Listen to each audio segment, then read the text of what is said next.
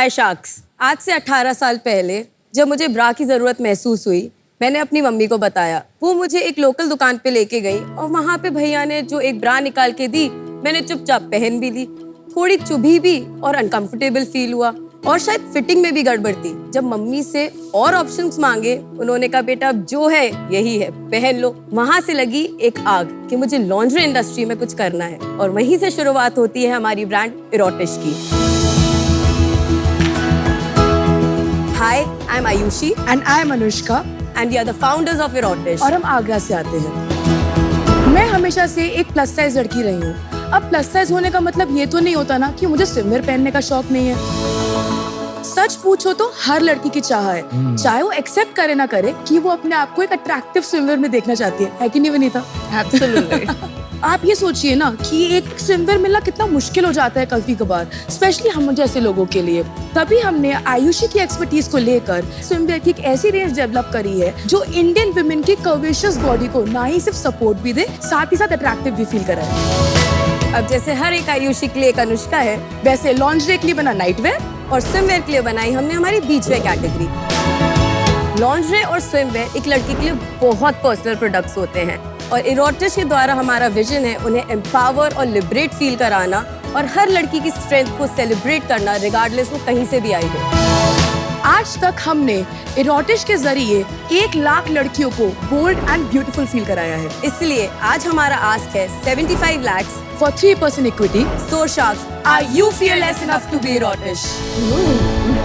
Ayushi, Anushka, love the mission that every woman deserves to feel attractive and to feel confident. Thank you so much. आपने बताया आप आगरा से आए हैं, right? हाँ जी। तो बताइए अपनी कहानी, कहाँ से शुरुआत हुई? How do you know each other? पहले क्या करते थे? तो हम दोनों बहनें हैं ओह एंड ये मुझसे 2.5 साल छोटी है।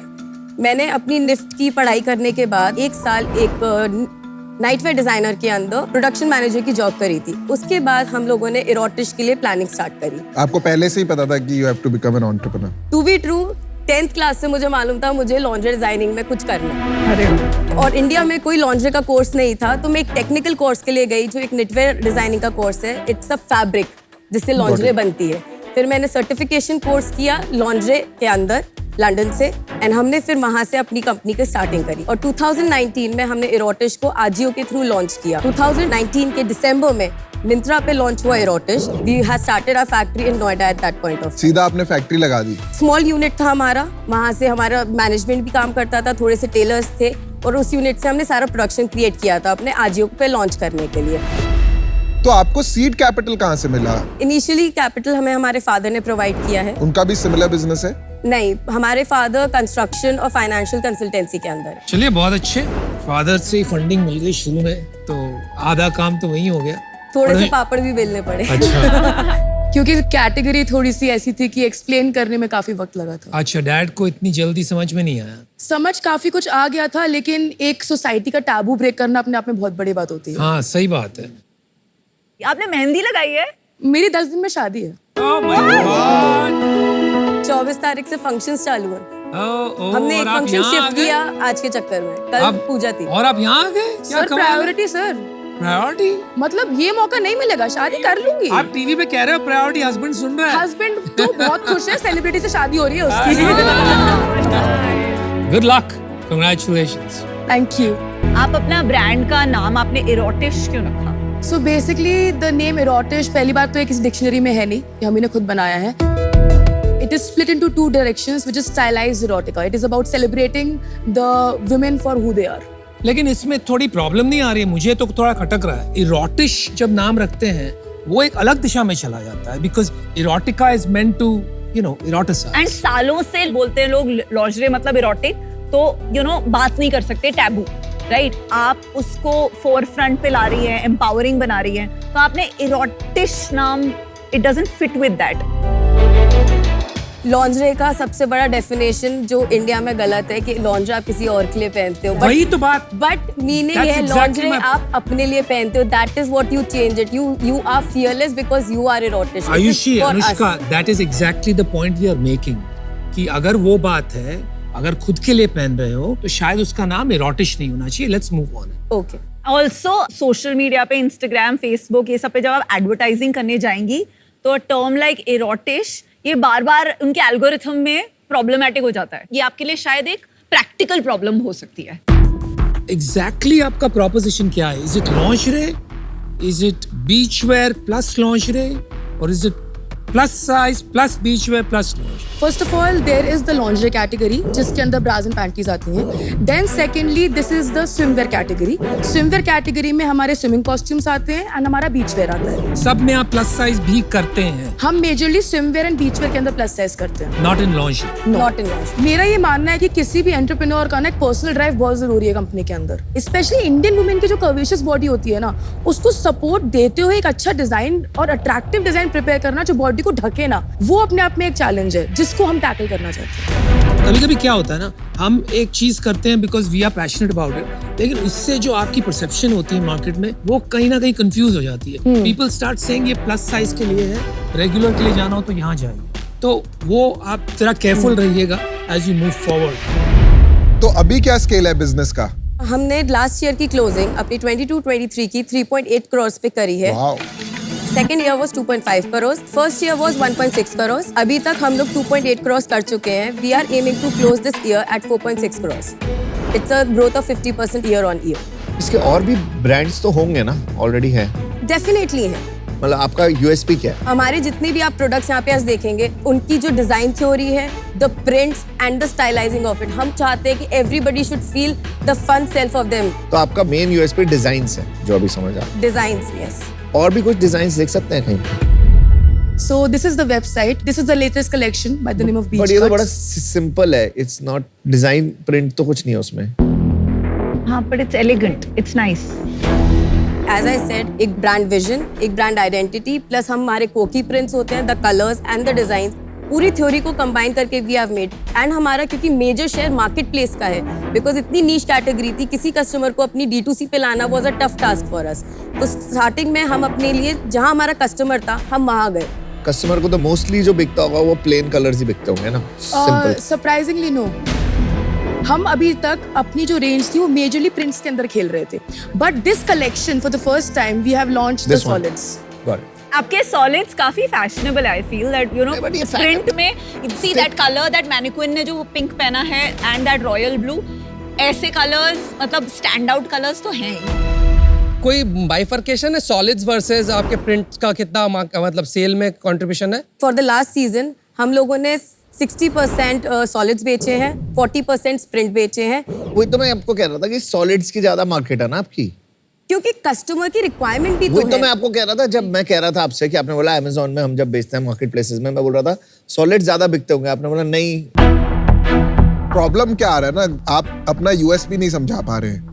कि या आप बोल दीजिए कि हमारा कोई स्पेशल यूएसपी नहीं है, बहुत ब्रांड्स है, जैसे जिवामे करके ब्रांड आया था इंडिया में, अभी भी है। आई थिंक रिलायंस ने खरीदा था ब्रांड, तो वो भी यही काम कर रहा था। तो ये नहीं समझ में आ रहा है कि आपका क्या यूएसपी है, क्योंकि काफी क्राउडेड मार्केट है। नीचे और डिजाइन दिखा दीजिए। But overall I think design language is okay, right? It's good. Yes, yes. There's a company called Boucheron, right? जो ऐसे prints बेचती है, very very expensive. Shivan Naresh. Shivan and Naresh. Shivan and Naresh, exactly. So हम लोग जब अपने मार्केट शेयर की बात करते हैं, आइदर मास ब्रांड्स हैं like Clovia, Zivame, and otherwise designer brands हैं। आप फ्लर्टिशियस ले लीजिए, आप शिवान एंड नरेश ले लीजिए, प्राइस रेंजेस बहुत हाई होती हैं। माय सेंस इज कि ये सारे ऐसे प्रिंट्स बहुत महंगे आते हैं टिपिकली, तो अगर आपका अफोर्डेबल है एंड फैशनेबल है, इट्स अ गुड यूएसपी। इसका प्राइस बता दीजिए बस। This is for 4699। My god, my god, बहुत महंगा है। Then it is premium. No, on our entire new collection, for the first month, we do not give any discounting. हमारी जो discounting जाती है वो वेलकम 10 या फर्स्ट परचेज के नाम पे जाती है। उसके बाद हमारे ऑफर्स चलने चालू होते हैं और इनको हम फिर मार्केट प्लेसेस पे लॉन्च करते हैं। हमारी मेजर सेल मिंत्रा से आती है, जहाँ पे आपको इनकी ASP ऑलमोस्ट 35 to 40% कम पे दिखेगी। एवरेज प्रोडक्ट प्राइस कितना आपके पास जो बिक रहा है? हमारे पास एवरेज ऑर्डर वैल्यू चल रही है, एवरेज ऑर्डर प्राइस नहीं चल रहा। AOV यानी एवरेज ऑर्डर वैल्यू होता है आपका total revenue divided by total number of orders, जिसका मतलब एक ऑर्डर से आपको ऑन एन एवरेज कितना रेवेन्यू आता है। इसी के साथ एक टर्म यूज होता है ASP, मतलब एवरेज सेलिंग प्राइस, क्योंकि कभी कभी एक ऑर्डर में मल्टीपल यूनिट्स होते हैं अगर आप टोटल रेवेन्यू को डिवाइडेड बाय टोटल यूनिट्स कर दें तो आपको मिलता है ASP यानी average selling price per unit. Average order value is going on 1074. That's it. वो तो बहुत कम है कंपेयर That टू is जो because the lingerie and the bras and the panties उनका price point Price नीचे point है. is from एक ब्रा कितने की आती है? 650 to 750 after discount. आपने 1074 का जो एवरेज ऑर्डर वैल्यू बताया, तो बास्केट साइज कितने आइटम्स का होता है typically? On marketplaces, it would be 2. तो 500 रुपए एवरेज मतलब आइटम प्राइस हो गया मोटा मोटा आपका। Item price, I'm sorry, I do not have a clarity here. पर आपकी सेल वेबसाइट से आती है मार्केट प्लेस से कितना? हमारी मेजर सेल मार्केटप्लेस से आती है। तो अभी आपकी कितनी % सेल होगी? 63% हमारी मिंत्रा से है, 17% हमारी नायका से है, 12% Amazon से है और रिमेनिंग 8% अदर्स से है। And we are there on all the major market places, जिससे एक ब्रांड की क्रेडिबिलिटी बनी रहे। मिंत्रा कितने का माल बेच लेता है इस साल का? You mean overall category? Beach wear, swimwear and lingerie. Lingerie category I guess उनकी ओवरऑल सेल का is somewhere around 8-9%। You said 63% is from Myntra, Yes. right? Let's say 3 crores आप approximately Myntra से करोगे। वो कितना मार्केट शेयर है Myntra के total sales में से? मिंत्रा के टोटल, आई एम सॉरी, नहीं, उनको पता नहीं है मिंत्रा उनको पता नहीं है but I am guessing based on 7-8%, it must be about 700 crore a year types, तो must be in a month around 60-70 तो crore. आपका market share on Myntra in your categories काफी छोटा है। मे बी 1% होगा ज्यादा से ज्यादा। दूसरी बात बता दीजिए उसी से लगी हुई, इंडिया में लॉन्जरे मार्केट साइज कितना बड़ा है? अगर हम ग्लोबली बात करें तो 70,000 करोड़ से बड़ा मार्केट है। उससे भी बहुत ज्यादा बड़ा है। आई थिंक इंडिया में 70,000 करोड़। ऑर्गेनाइज कितना, आपको इतना पता है? Sorry, you don't know. Internet पे कितना बड़ा है ये मार्केट, कुछ आइडिया? I don't have that statistics, apologies for. आपके टोटल बिजनेस में what percentage is beach wear? Almost 50%। Ayushi, Anushka, यहाँ पे जब आप आए थे तो बड़े कॉन्फिडेंट थे, बहुत अलग एक आपकी एनर्जी थी। अभी डाउन होते हुए दिख रही है, ऐसा क्यों? We are learning so much. आपने सीजन 1 सीजन 2 भी देखा होगा अभी तक, उसी से इतनी लर्निंग मिल जाती है। जो हम क्वेश्चन पूछ रहे हैं, जो हम बातें कर रहे हैं, तो आपको स्पेशली अपनी शादी की डेट पुश करके, अपने फंक्शंस पुश करके यहाँ आए हो only for learning. Definitely. Can I be really honest? Yes. It is intimidating to sit in front, Yes, like stand in yes. front I was of you about to say that. Exactly, and answer वही these तो लग रहा है। questions, क्योंकि काफी सारे answers हैं जो निकल भी नहीं रहे हैं। आराम से बोलो, मैं वही कह रहा हूँ। इंटिमिडेटिंग आपको देख के लग रहा था कि आपको शुरू में एनर्जी जो थी यूं गिरी है। आपका अभी पता है आपका अंदर क्या चल रहा है कि मैं बस थैंक यू करूँ और निकल जाए, आप भाग जाए। गिव अप मत करो। नहीं, की सबसे definitely। इम्पोर्टेंट चीज होती है कि वो गिव अप नहीं करते। आप गिव अप मत करो। एक्चुअली इस बात को सही कहते हैं, it is a shark tank, because when आप लोग जब पूछ रहे हैं, Actually। इट्स थोड़ा सा It gets on the nerves at times, and thank you for thank you for अभी आप प्रॉफिटेबल है? हमारा प्रॉफिट अभी मिनिमल है, it is at 1%। Gross margin कितना है? 63%। तो 63% ग्रॉस मार्जिन है, तो सारा मार्जिन कहाँ जा रहा है? मैं आपको एक यूनिट Yes. इकोनॉमिक्स दे दूं इसमें। Yes. अगर हमारा 1350 का प्रोडक्ट है, उसके अंदर 12% टैक्स जाता है, 36% मार्केट प्लेस को पहली जाता बात, आप जब भी अपना प्राइस बताएं नेट ऑफ टैक्स बताएं। Tax is not your income. है। ओके, 36% मार्केट प्लेस को जाता है, जिसमें हमारा कमीशन, लॉजिस्टिक्स और पेमेंट गेटवे इंक्लूडेड होता है।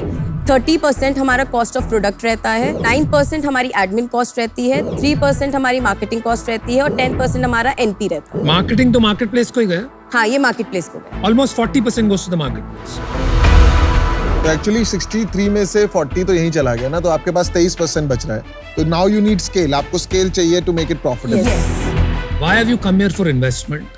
और क्या करना क्या चाहती हैं आप इस ब्रांड के साथ in the next let's say 3 years? इसको जवाब देने से पहले अनुपम, मैं एक चीज बताना चाहूंगी। हमारी ब्रांड में मिंत्रा पे स्विमवेयर कैटेगरी के अंदर जो बीचवेयर आती है वो बहुत अनऑर्गेनाइज सेक्टर है। उसमें ग्रोथ पोटेंशियल बहुत है, बिकॉज लोगों की उसकी जरूरत है। और हमारी सेल मेजर बीचवेयर कैटेगरी की है स्विमवेयर के अंदर।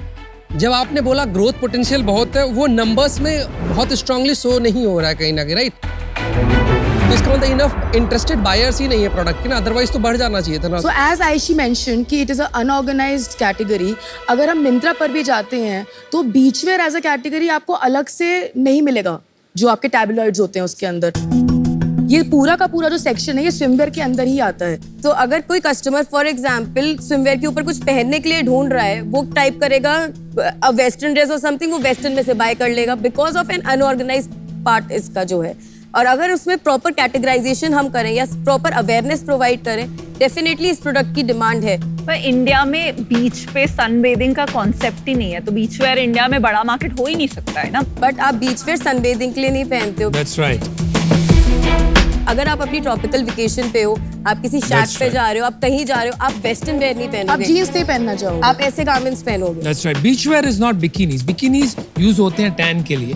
Beachwear is पर used to इंडिया look में cool. दिखता नहीं है beachwear Beachwear पे लोग बहुत, पहनते आज आप Maldives जाओ, 50% population is Indian, all wearing beachwear. मुझे क्या लगता है ना, आपका पैशन बहुत अच्छा है, एंड आई थिंक आपको ये कैटेगरी में काम करते रहना चाहिए। मुझे थोड़ा नंबर्स आपके वीक लग रहे हैं, and overall strategy, you are working in 3 very deep categories, तो आपको फोकस करके कुछ टाइम के लिए एटलीस्ट एक कैटेगरी को बड़ा बनाना चाहिए। वो चॉइस आप ही कर सकते हैं, और थोड़ा उसमें डिफरेंशिएशन पे काम करना चाहिए।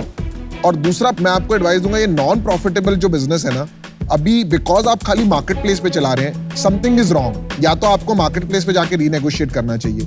यही अगर 40% जो आप उनको दे रहे हैं 30 आ जाएगा, तो 10% आपके लिए भी बचेगा, क्योंकि आप पूरी मेहनत कर रहे हैं, पूरा बेनिफिट मार्केट प्लेस को मिल रहा है। आज मैं इससे बाहर हूँ बिकॉज ये थोड़ा अर्ली है, maybe we'll meet again.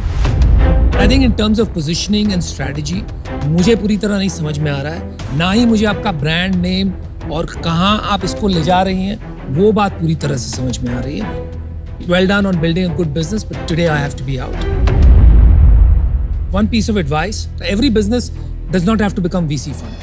अगर आपको इसको प्रॉफिटेबल और छोटा बनाना है, मे बी आप सिर्फ स्विमवेयर और बीचवेयर कीजिए, एक यूनिक ब्रांड बनाइए और यूनिक पोजीशन बनाइए with design first, and that may give you a very good position in the market. Lingerie में बहुत कंपटीशन है और भी आ रहा है। चलिए, बहुत अच्छा एडवाइस मिला आपको अनुपम से। Thank you so much. मैं आउट ही रहना चाहूँगा बिजनेस से।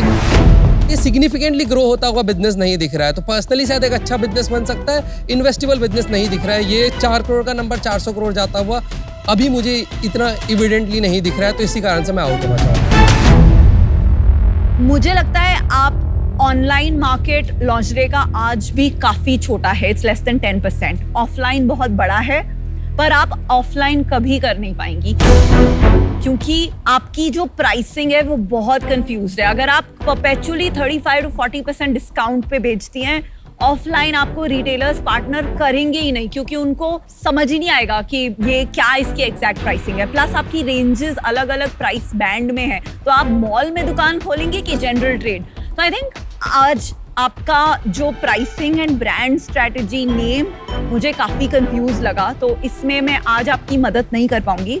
Best of luck. Thank you so much sharks for your मुझे टाइम। भी यही लगता है कि कैटेगरी बहुत इंटरेस्टिंग है और इसमें ग्रोथ आ सकती है। अगर आप देखोगे D2C में एक्विजिशंस भी जो हुई है ना, रिलायंस ने भी जो करी है, इस कैटेगरी में बहुत सॉलिड करी है। मुझे अभी आपका बिजनेस नहीं समझ आया आज। मे बी आप लोग अपने आप को ठीक से प्रेजेंट नहीं कर पाए, और इसकी वजह से मैं अभी डिसीजन नहीं बना पा रहा। मैं अनफॉर्चुनेटली अभी आउट हूँ। तो चलिए आयुषी, अनुष्का, थैंक्स, आपको बहुत अच्छी एडवाइस मिली है। करते रहिए इस पे काम, and we'll see you again. Best of luck. Thank you sharks. Thank you.